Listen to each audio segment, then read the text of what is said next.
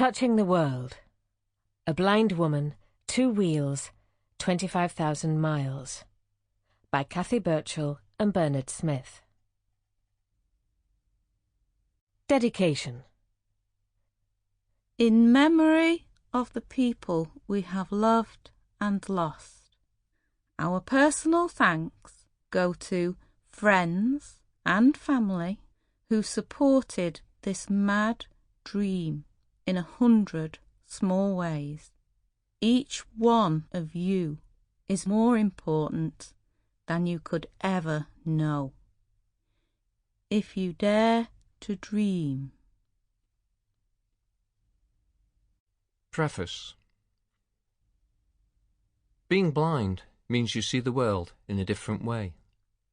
Wandering through the everyday things of life, you may well cross paths with a person using a long white cane or a lovely bundle of fur called a guide dog. If this happens, you will probably step to one side to let them pass before thinking, I wonder how they...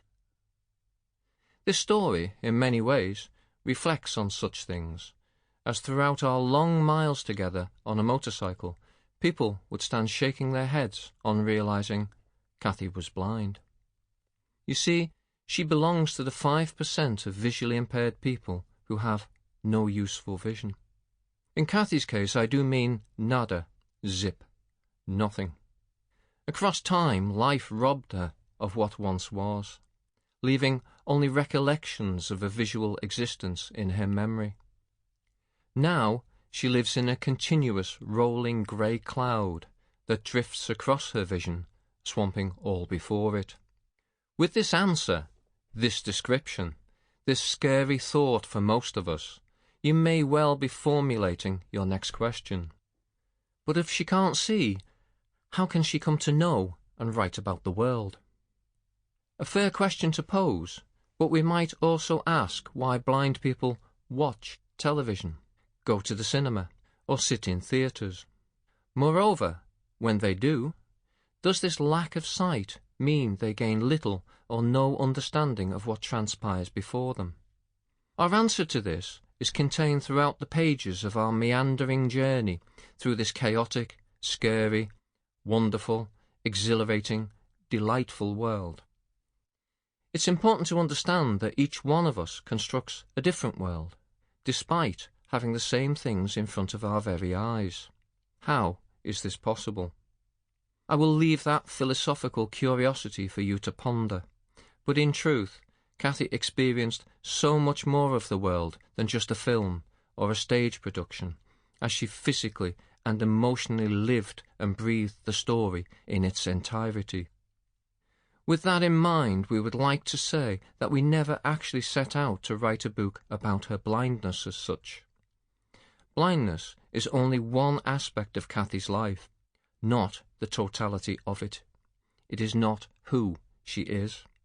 The title of this book was chosen long ago because we wanted to encompass her blindness as one of the 3 very different aspects to the story. To do anything else for us would have been to miss an important panoply of experiences and memories written deeply into us, in both similar and different ways. If we had done anything else, it would have weakened the very true tale that these pages will tell. For now, I would like to add my own thanks concerning the communication system provided by Autocom. Without their support, I would have been seriously compromised in my ability to translate vision into words, conditions into emotions, and the world into shades of everything else in oh so many different ways. Try to imagine a year of describing the world so that you can share it in a meaningful way with another person as it sits before your eyes in ways you've never before thought of recounting. Now, you are me. Because of this experience, I became a better person in fundamentally different ways. No greater thing could I have asked for. Now, before we go on, you are standing alone on an empty beach. The sky above you is the brightest blue. Bernard Smith. Content. Sample complete. Ready to continue?